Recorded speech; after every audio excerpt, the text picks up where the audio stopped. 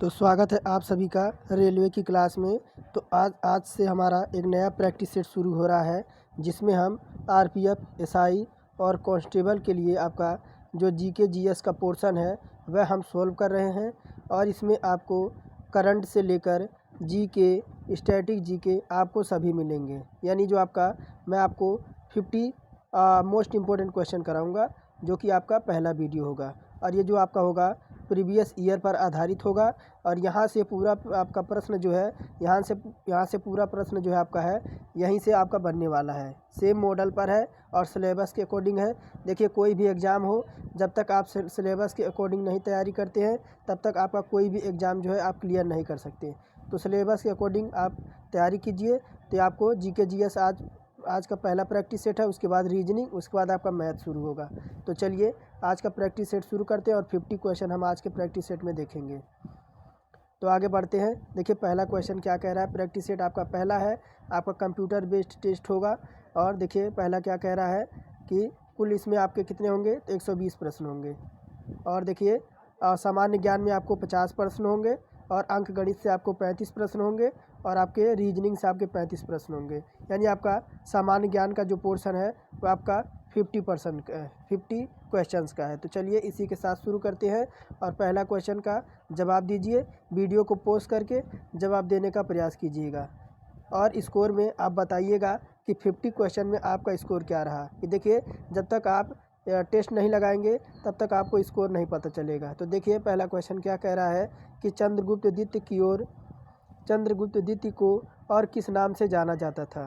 तो ऑप्शन है समुद्रगुप्त, स्कंदगुप्त, विक्रमादित्य या राणागुप्त। तो पूछ क्या रहा है कि चंद्रगुप्त द्वितीय को और किस नाम से जाना जाता था। तो आपका ऑप्शन जो हो जाएगा, ऑप्शन आपका हो जाएगा विक्रमादित्य। क्या? तो ऑप्शन नंबर सी हो जाएगा विक्रमादित्य। देखिए, चंद्रगुप्त द्वितीय को विक्रमादित्य के नाम से जाना जाता था। चंद्रगुप्त जो था वह विक्रमादित्य के दरबार में रहता था। और इसमें आपके और भी आपके विद्वान रहते थे, जैसे आपका बराहमिहिर हो गया, धन्वंतरी हो गए, और ब्रह्मगुप्त हो गए, और आर्यभट्ट भी इसे आपके चंद्रगुप्त द्वितीय के दरबार में रहते थे। तो ऑप्शन नंबर सी हमारा करेक्ट हो जाएगा। फिर देखिए दूसरा कह रहा है गीत गोविंद के लेखक कौन थे। गीत गोविंद के लेखक कौन थे। तो ऑप्शन है जयदेव, कल्हड़, कालिदास या राजा राव। तो गीत गोविंद के लेखक कौन थे। तो देखिए दूसरे का जो हो जाएगा आपका जयदेव। कौन थे। तो जयदेव हो जाएगा। कि देखिए यह सेन वंश के शासक लक्ष्मण सेन के राज्यसभा से संबंधित थे। कौन। तो गोविंद जो थे वह लेखक जयदेव हैं। यह सेना वंश के शासक लक्ष्मण सेन के राज्यसभा से संबंधित थे। तो ऑप्शन नंबर दूसरे का ए करेक्ट हो जाएगा।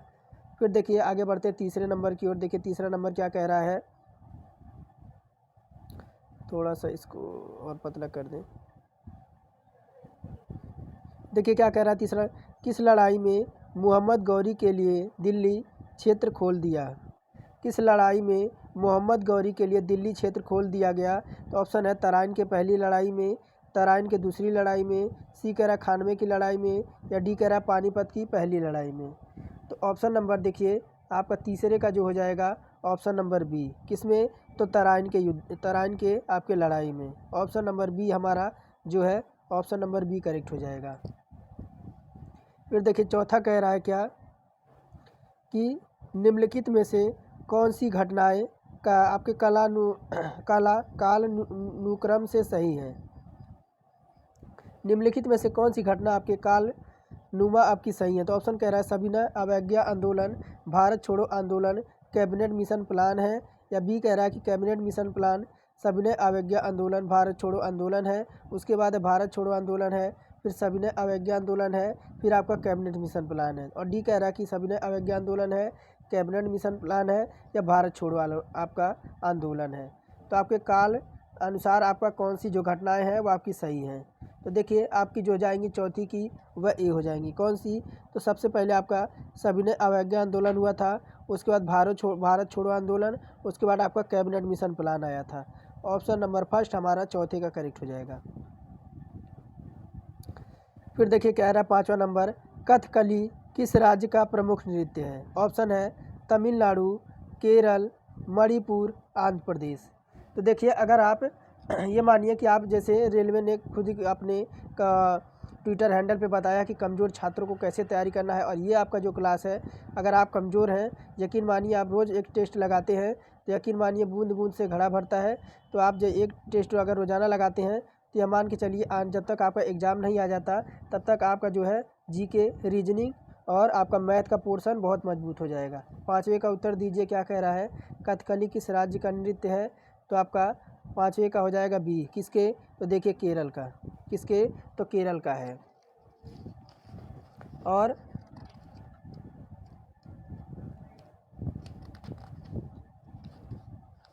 एक मिनट और देखिए आपका कथकली आपका मालवार, कोचीन और ट्रावनकोर के आसपास प्रचलित आपकी नृत्य शैली है। केरल की सुप्रसिद्ध शास्त्रीय रंगकला के रूप में विश्व की प्रसिद्ध है। और कथकली के साहित्य के रूप को आपको अट्टा कथा कहते हैं। साहित्य, अभिनव और वेश के अतिरिक्त प्रमुख तत्व संगीत और मेलम भी हैं। तो ऑप्शन नंबर बी 5वें का करेक्ट हो जाएगा। 6वां कह रहा है गुप्त स्थापत्य कला का सर्वोत्कृष्ट नमूना है। गुप्त स्थापत्य कला का सर्वोत्कृष्ट आपका नमूना है। तो ऑप्शन कह रहा है देवगढ़ का दशावतार मंदिर, या कह रहा है तिगवा का विष्णु मंदिर, या सी कह रहा है कि भीतर गांव का मंदिर, या डी कह रहा है कि भुमरा का शिव मंदिर। तो गुप्त स्थापत्य कला का सर्वोत्कृष्ट आपका नमूना कौन सा है 6वां का? तो 6वां का तो जो हो जाएगा आपका 6वें का आपका हो जाएगा, देखिए कि 6वें का जो हो जाएगा ऑप्शन नंबर ए कि देवगढ़ का जो दशावतार मंदिर है वो आपका सर्वोत्कृष्ट आपका नमूना हो जाएगा। फिर देखिए आगे बढ़ते हैं। 7वां नंबर देखिए कह रहा है सूर्य से बढ़ती हुई दूरी के अनुसार ग्रहों का सही क्रम क्या है? सूर्य से बढ़ती दूरी के अनुसार ग्रहों का जो है आपका सही क्रम क्या है? तो आपका जो 7वें का हो जाएगा ऑप्शन नंबर डी। सबसे पहले आपका बुध है, उसके बाद आपका शुक्र है, पृथ्वी है, उसके बाद मंगल है। चौथा हमारा 7वें का ऑप्शन नंबर डी हमारा करेक्ट हो जाएगा। आगे बढ़ते हैं आपके 8 नंबर की ओर। देखिए क्या कह रहा है निम्नलिखित में से कौन सा युग्म आपका सुमिलित नहीं है?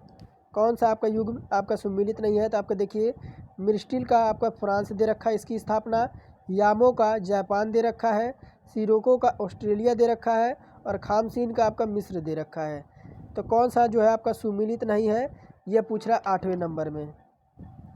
तो देखिए आपका 8वें का जो हो जाएगा ऑप्शन नंबर सी, सिराको जो दे रखा है यही आपका सुमिलित नहीं है, जो कि आपको ऑस्ट्रेलिया दे रखा है, यही हमारा सुमिलित नहीं। बाकी मिस्ट्रल फ्रांस में सही है, यामा आपका जापान में भी सही है, खामसीन आपका मिस्र में भी सही है, लेकिन सिराको जो ऑस्ट्रेलिया दे रखा है वो आपका सही नहीं है। फिर देखिए 9वां नंबर कह रहा है प्रति चक्रवात की विशेषता है। प्रति चक्रवात की विशेषता है, ऑप्शन है तापमान में वृद्धि, तेज पवन, तीव्र दृष्टि, या स्वच्छ आकाश। तो प्रति चक्रवात की विशेषता क्या है 9वें नंबर में पूछ रहा है। तो आपका जो हो जाएगा क्या? तो आपका हो जाएगा स्वच्छ आकाश। देखिए प्रति चक्रवात की प्रकृति और विशेषताएं चक्रवात से पूर्णतः आपकी विपरीत होती हैं।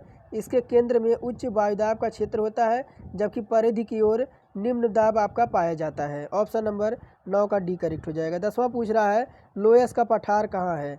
लोयस का पठार पूछ रहा है। लोयस का पठार है, ऑप्शन कह रहा है हिमनीकृत, जलकृत, नदीकृत, या पवनकृत। तो लोयस का पठार है, ऑप्शन नंबर 10वां पूछ रहा है। तो देखिए 10वें का जो हो जाएगा आपका ऑप्शन नंबर डी पवनकृत, यानी लोयस का पठार कैसा है? तो आपका पवनकृत है। देखिए पवन द्वारा उड़ाई गई धूलों के निक्षेप से निर्मित जमाव को लोयस कहते हैं। लोयस का नामकरण फ्रांस के अल्सस प्रांत के नामक ग्राम के आधार पर किया गया था, क्योंकि यहाँ पर लोयस के समान ही मिट्टी के निक्षेप पाया जाता था। ऑप्शन नंबर 10 का डी हमारा करेक्ट हो जाएगा। फिर देखिए आपका 11 नंबर कह रहा है भारत में कृषि वस्तुओं के संबंध में न्यूनतम सामर्थ्य मूल्य, प्रापण मूल्य आदि से संबंधित आयोग है। ऑप्शन कह रहा है कि योजना आयोग, कृषि लागत और मूल्य आयोग, कृषि मूल्य आयोग, या डी कह रहा है राष्ट्रीय विपणन आयोग। तो भारत में कृषि वस्तुओं के संबंध में न्यूनतम सामर्थ्य मूल्य, प्रापण मूल्य आदि से संबंधित आयोग कौन सा है? तो 11 का जो हो जाएगा ऑप्शन नंबर बी। कौन सा? तो कृषि लागत और मूल्य आयोग। देखिए कृषि लागत और मूल्य आयोग भारत सरकार की एजेंसियां हैं।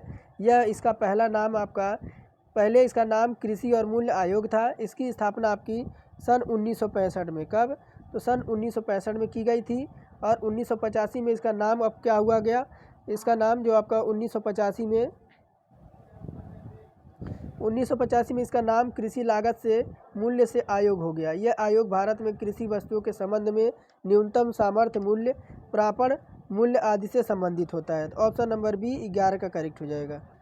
12 देखिए कह रहा है भारत में निम्नलिखित में से कौन सी आपकी सही नहीं है। तो देखिए पहला कह रहा है कि पहली पंचवर्षीय योजना आपकी आई थी 1951 से 56 के बीच। या बी कह रहा है कि दूसरी पंचवर्षीय आपकी योजना आई थी 1956 से 61 के बीच। या सी कह रहा है तीसरी पंचवर्षीय योजना आपकी आई थी 1961 से 66 के बीच। या डी कह रहा है कि चौथी पंचवर्षीय योजना आपकी 1966 से 71 के बीच आई थी। तो कौन सी पंचवर्षीय आपकी योजना सही नहीं है? 12 में पूछ रहा है। तो कौन सी हो जाएगी? तो चौथी हो जाएगी, जो कि आपका ऑप्शन नंबर डी दे रखा है, यही आपकी सही नहीं है। देखिए अन्नपूर्णा योजना विकास मंत्रालय भारत सरकार द्वारा इसकी शुरुआत आपकी कौन सा 12 नंबर? तो आपका वो हो जाएगा डी।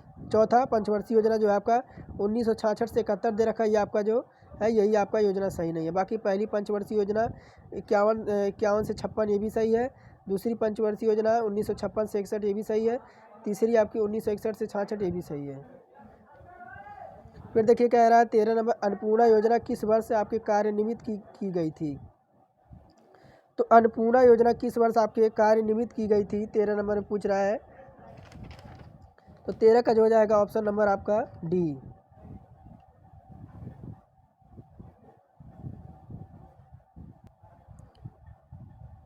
तो ऑप्शन हो जाएगा आपका 13 का डी।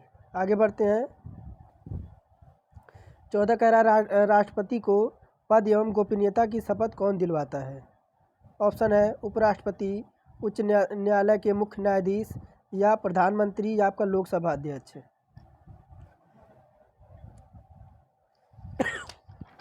तो 14 का जो हो जाएगा ऑप्शन नंबर बी। कौन सा?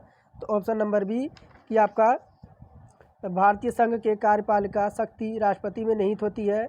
पद धारण करने से पूर्व राष्ट्रपति को एक आपका निर्धारित पत्र पर भारत के मुख्य न्यायाधीश अथवा उनकी अनुपस्थिति में उच्चतम न्यायालय के वरिष्ठ न्यायाधीश के सम्मुख आपकी शपथ लेनी पड़ती है। ऑप्शन नंबर बी 14 का करेक्ट हो जाएगा। बढ़ते हैं 15 नंबर की ओर।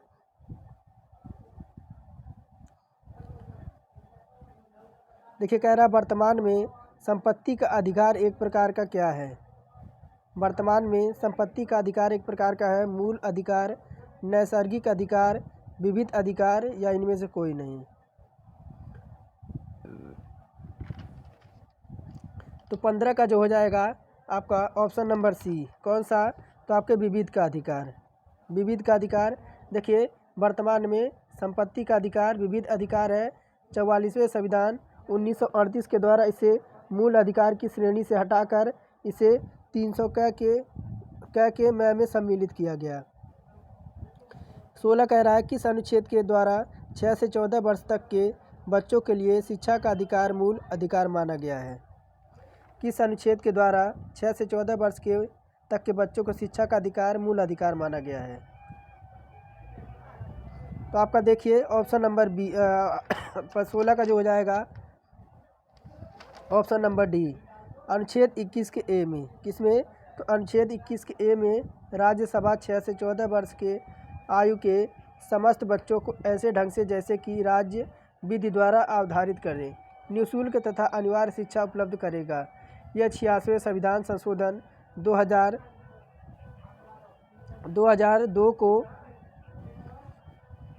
2002 के द्वारा आपका अपबंधित किया गया था। तो ऑप्शन नंबर हमारा डी 16 का करेक्ट हो जाएगा। देखिए 17 नंबर कह रहा है संविधान सभा द्वारा अंतिम रूप से पारित संविधान में कुल कितने अनुच्छेद और अनुसूचियाँ थीं? तो संविधान द्वारा अंतिम रूप से पारित संविधान में कुल कितने अनुच्छेद और अनुसूचियाँ थीं? तो 17 का जो हो जाएगा आपका ऑप्शन नंबर ए 395 अनुच्छेद और आपके 8 अनुसूचियाँ थीं। देखिए भारतीय संविधान को जब 26 जनवरी 1949 को, कब? तो 26 नवंबर 1949 को संविधान द्वारा पारित किया गया। तब इसमें आपके कुल 22 भाग थे और 395 अनुच्छेद थे। 6 अनुसूचियाँ, वर्तमान में आपकी 8 अनुसूचियाँ थीं और वर्तमान समय में संविधान में 22 भाग और 395 अनुच्छेद एवं 12 आपकी अनुसूचियाँ हैं। ऑप्शन नंबर फर्स्ट 17 का करेक्ट हो जाएगा। फिर देखिए 18 नंबर कह रहा है कि भारतीय संविधान के किस भाग को B.R. अम्बेडकर ने अनुच्छेद 32 में हृदय और उसकी आत्मा की संज्ञा दी है। ऑप्शन है मूल अधिकार को, प्रस्तावना को, संवैधानिक उपचारों के अधिकार को या संशोधन प्रक्रिया को। तो भारतीय संविधान के किस भाग को डॉक्टर भीमराव अम्बेडकर ने अनुच्छेद 32 में हृदय और उसकी आत्मा की संज्ञा दी है। तो 18 का जो हो जाएगा ऑप्शन नंबर आपका सी, किसे? तो संवैधानिक उपचारों के अधिकार को। किसे? तो संवैधानिक उपचारों के अधिकार को जो है बाबा साहब ने आपका 32 हृदय में इसकी आत्मा की संज्ञा दी है। ऑप्शन नंबर सी हमारा 18 का करेक्ट हो जाएगा। 19 नंबर देखिए क्या कह रहा है कि एन एरिया क्या कह रहा है, एन एरिया ऑफ डार्कनेस किसकी रचना है? एन एरिया ऑफ डार्कनेस किसकी रचना है? तो देखिए एन एरिया डार्कनेस आपके B.S. नायपाल की रचना है। किसकी? तो आपके B.S. नायपाल की रचना है। ऑप्शन नंबर फर्स्ट करेक्ट हो जाएगा। और ये कब रचना की गई थी? तो आपकी 1964 में। कब? 1964 में लिखी गई थी। और ये आपके यात्रा वृत्तांत है। यह रचना क्या है? तो आपकी यात्रा वृत्तांत है। तो ऑप्शन नंबर फर्स्ट हमारा B.S. नायपाल करेक्ट हो जाएगा। 20 कह रहा है मूत्र का पीला रंग किसकी मौजूदगी के कारण होता है? ऑप्शन है पित्त के, लसिका के, कोलेस्ट्रॉल के, यूरोक्रोम के। तो मूत्र के पीला रंग किसकी मौजूदगी के कारण होता है? 20 नंबर में पूछ रहा है। तो देखिए आपका 20 का जो हो जाएगा आपके यूरोक्रोम के कारण। ऑप्शन नंबर डी हमारा करेक्ट हो जाएगा। फिर देखिए 21 नंबर क्या पूछ रहा है? जंग से बचने के लिए लोहे पर जस्ते की परत चढ़ाने को क्या कहते हैं? ऑप्शन है जस्ते की परत चढ़ाना, मिश्र धातु बनाना, वल्गीकरण करना या गैल्वेनाइजेशन करना। 21 का जो हो जाएगा आपका, और 21 का जो हो जाएगा आपका गैल्वेनाइजेशन करना। ऑप्शन नंबर डी हमारा 21 का करेक्ट हो जाएगा। फिर आगे बढ़ते हैं 22 नंबर की ओर। 22 नंबर देखिए क्या कह रहा है, रेल की पटरियाँ, थोड़ा छोटा कर दें ताकि आपको देखिए आपको क्या कह रहा है। देखिए 22 नंबर में क्या कह रहा है, रेल की पटरियाँ अपने वक्र पर किस कारण से बैक की होती हैं? क्या कह रहा है, रेल की पटरियाँ अपने वक्र पर किस कारण से बैक की गई होती हैं? ऑप्शन आपका जो हो जाएगा देखिए 22 में, तो 22 का जो हो जाएगा ऑप्शन नंबर सी, किसके कारण? तो रेलगाड़ी के भार के क्षैतिज घटक से आवश्यक अपकेंद्री बल प्राप्त किया जा सकता है। तो क्या? तो कह रहा है 22 में कि रेल की पटरियाँ अपने वक्रों पर किस कारण से बैक की गई होती हैं? तो ऑप्शन सी हो जाएगा कि रेलगाड़ी के भार के क्षैतिज घटक से आवश्यक अभिकेंद्री बल प्राप्त किया जा सकता है। ऑप्शन नंबर सी 22 का करेक्ट हो जाएगा। फिर देखिए 23 नंबर पूछ रहा है, घड़ियाल प्रोजेक्ट किस नदी पर स्थापित है? घड़ियाल प्रोजेक्ट किस नदी पर स्थापित? ऑप्शन है गंगा, महानदी, चंबल या नर्मदा। तो घड़ियाल प्रोजेक्ट आपका किस नदी पर स्थित है? 23 में पूछ रहा है। तो आपका ऑप्शन हो जाएगा सी, आपका चंबल में। ऑप्शन नंबर सी चंबल हमारा करेक्ट हो जाएगा। फिर देखिए 24 कह रहा है कि परितांत्रिक तंत्र के खाद्य श्रृंखला का सही अनुक्रम क्या है? परिस्थितिकी तंत्र के खाद्य श्रृंखला का सही अनुक्रम क्या है? तो देखिए 24 का होगा हमारा पहला ही, पादप, शाकाहारी, मांसाहारी और आपके अपघटक। ऑप्शन नंबर फर्स्ट 24 का करेक्ट हो जाएगा। फिर देखिए आपका 25 नंबर कह रहा है कि भूटान देश की राजधानी व मुद्रा बताइए। भूटान देश की राजधानी और मुद्रा बताना है। तो पहला ही हो जाएगा आपकी थिम्बू और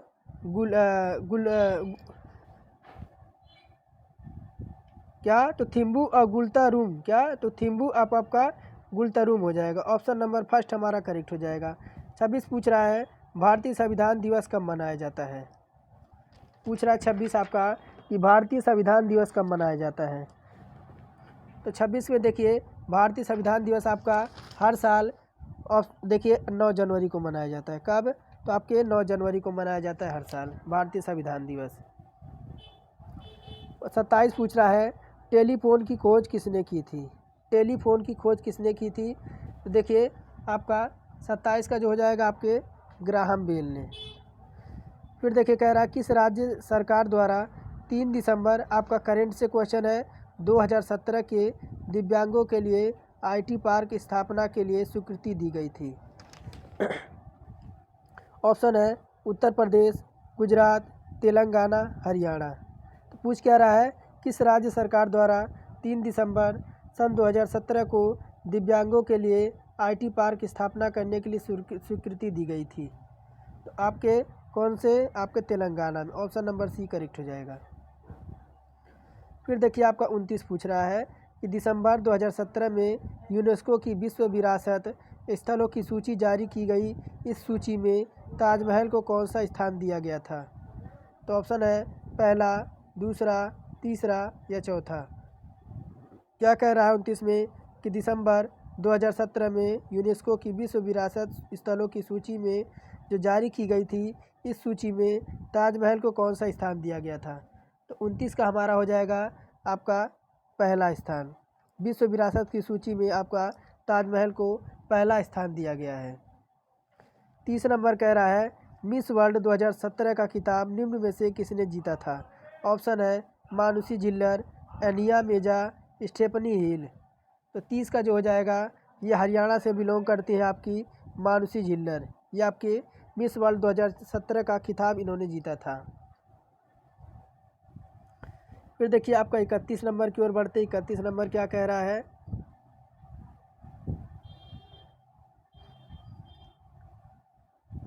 कि 15वें वित्त आयोग का अध्यक्ष दिसंबर 2017 को किसे नियुक्त किया गया था?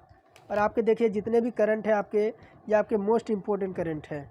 ऐसे करंट आपके सीधे आपके रेलवे के एग्ज़ाम में पूछे जाते हैं और ख़ासकर आपके आरपीएफ एसआई में तो आपको पूछे जाते हैं। क्या कह रहा है कि 15वें वित्त आयोग का अध्यक्ष दिसंबर 2017 को किसे नियुक्त किया गया? ऑप्शन है शक्तिकांत दास को, एन के सिंह को, अनूप सिंह को या रमेश चंद्र को। तो 31 का जो हो जाएगा आपके एन के सिंह को। 15वां वित्त आयोग का अध्यक्ष इन्हें चुना गया, एन के सिंह को। ऑप्शन नंबर 32 कह रहा है गायत्री मंत्र का उल्लेख किस वेद में मिलता है? तो गायत्री मंत्र का उल्लेख आपके कहाँ पे मिलता है? तो आपके ऋग वेद में। और ऋग वेद जो आपका है सबसे पुराना आपका वेद है। 33 पूछ रहा है कि इंग्लैंड के हाउस ऑफ कॉमन्स द्वारा भारत के किस गवर्नर जनरल पर महाभियोग चलाया गया था? तो देखिए आपके कौन थे? तो वॉरेन हेस्टिंग्स थे। कौन थे? तो आपके वॉरेन हेस्टिंग्स इंग्लैंड के हाउस ऑफ कॉमन्स द्वारा भारत के गवर्नर जनरल वॉरेन हेस्टिंग्स पर 2 कारणों से महाभियोग आपका चलाया गया था। पहला आपका बनारस के राजा चैत सिंह से बिना वजह अधिक रुपयों की मांग करना और बाद में उसे निश्चित घोड़े देने के लिए बाध्य करना। और वॉरेन हेस्टिंग्स पीट एक्ट के विरोध में इस्तीफा देकर जब इंग्लैंड पहुंचा तो उन्होंने 1788 में से और 1795 के बीच, कब? तो 1788 और 95 के बीच संसद द्वारा उस पर महाभियोग का मुद्दा चलाया गया, लेकिन कुछ समय पश्चात वह आरोप से मुक्त हो गया था। ऑप्शन नंबर 33 का फर्स्ट हमारा वॉरेन हेस्टिंग्स करेक्ट हो जाएगा। 34 पूछ रहा है अंग्रेजों द्वारा कोलकाता में निर्मित दुर्ग का नाम क्या है? अंग्रेजों द्वारा निर्मित कोलकाता में दुर्ग निर्मित आपका क्या है? तो आपका देखिए फोर्ट विलियम कोलकाता के हुगली नदी के कहाँ पे? तो आपका ऑप्शन नंबर हो जाएगा फोर्ट विलियम। देखिए फोर्ट विलियम कोलकाता के हुगली नदी के पूर्वी किनारों पर बसा एक किला है। इसे 1781 में इंग्लैंड के राजा विलियम तृतीय के नाम पर बनवाया गया था। फोर्ट सेंट डेविड एक संग्रहालय है जो कि तमिलनाडु में स्थित है और कोर्ट विक्टोरिया भारत में निर्मित नहीं है। पूछ रहा 35 नंबर सिखों के अंतिम गुरु निम्न में से कौन थे? तो सिखों के अंतिम गुरु आपके 10वें गुरु से आपके गुरु गोविंद सिंह थे। कौन थे? तो गुरु गोविंद सिंह थे।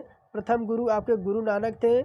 गुरु अंगद आपके दूसरे गुरु अर्जुन देव आपके 5वें, और गुरु तेग बहादुर आपके 9वें, और गुरु गोविंद सिंह आपके जो थे कौन थे, तो यही आपके खालसा पंथ की स्थापना करने वाले थे, और पंचमार धारण करने का आदेश इन्होंने ही दिया था।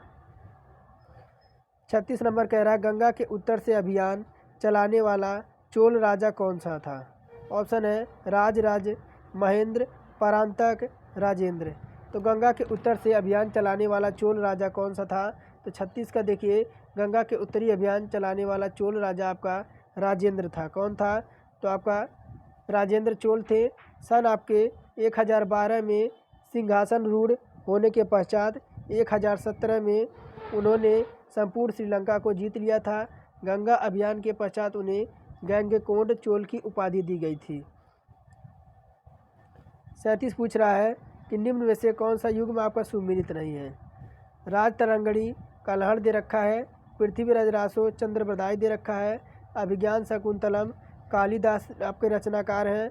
ऑप्शन कह रहा है कि आपका डी कि अमुक्त माल्याद आपकी भवबूधि है। तो कौन सा आपका सुमिलित नहीं है, इधर आपका रचना दे रखा है, इधर आपका रचनाकार दे रखा है।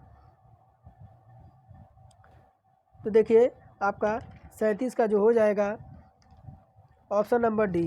क्या, तो ऑप्शन नंबर डी हो जाएगा। ये जो आपका है ये आपका युग में सम्मिलित नहीं है। आपका अमुक्त बाल्याद एक तेलुगु साहित्य ग्रंथ है जिसे विजयनगर साम्राज्य के महान शासक कृष्णदेव राय ने लिखा था। कौन, तो आपके देखिए आपके कौन थे, तो कृष्णदेव राय। तो अमुक्त माल्यवाद किसने लिखा था, तो आपके कृष्णदेव राय ने। कब, तो आपके 1509 में से आपके 30 के बीच इसका प्रकाशन किया गया था। फिर आपका देखिए आगे 38 नंबर कह रहा है कि तंजौर के बृहदेश्वर मंदिर का निर्माण किसने कराया था। ऑप्शन है राजेंद्र प्रथम, राजराज प्रथम, या आपका कुलोत्तंग, या नरसिंह वर्मन प्रथम। तो तंजौर के बृहदेश्वर मंदिर का निर्माण किसने कराया था, 38 नंबर में पूछ रहा है। तो देखिए आपका जो ऑप्शन हो जाएगा राज प्रथम, इसने ही आपके बृहदेश्वर मंदिर का निर्माण कराया था। 38 का हमारा जो हो जाएगा ऑप्शन नंबर बी। और ये आपकी कब हुई थी, तो 11वीं सदी में। कब, तो आपकी 11वीं सदी में राज प्रथम चोल राजा थे, इन्होंने करवाया था। द्रविड़ शैली में बना यह मंदिर दक्षिण भारत के बृहत्तम मंदिरों में सर्वप्रमुख है और इसे यूनेस्को के विश्व धरोहर में आपका सम्मिलित आपका किया गया था, और भगवान शिव की आराधना को यह समर्पित करता है यह मंदिर। 39 कह रहा है चार मीनार कहाँ स्थित है। तो आपका देखिए चार मीनार कौन नहीं जानता कि आपका कहाँ पे, तो आपका हैदराबाद में स्थित है। 40 देखिए कह रहा है कौन सा पर्वत हिमालय श्रृंखला का अंग नहीं है। ऑप्शन है शिवालिक, कुनलुन, काराकोरम, हिंदकुश। तो कौन सा पर्वत हिमालय श्रृंखला का आपका अंग नहीं है, तो आपका जो ऑप्शन हो जाएगा आपका बी कुनलुन।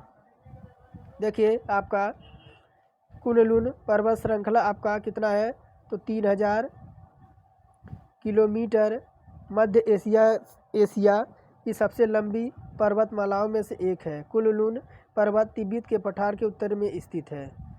फिर देखिए आपका 41 नंबर पूछ रहा है कि भारत के पूर्वी तट पर स्थित पत्तन है।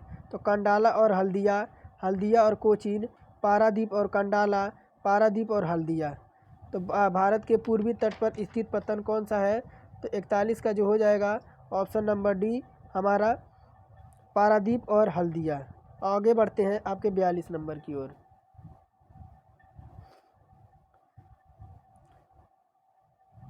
और मोस्ट इम्पोर्टेंट है ये सब आपके क्वेश्चन, आपके ऐसे ही क्वेश्चन आपके जो है आरपीएफ कांस्टेबल और एसआई में सीधे आपसे पूछता है। क्या कह रहा है 42 नंबर, भारत में अधिकतम कृषि योग्य क्षेत्र घेरने वाली फसल कौन सी है। ऑप्शन है चावल, गेहूँ, चना, या आपका आलसी।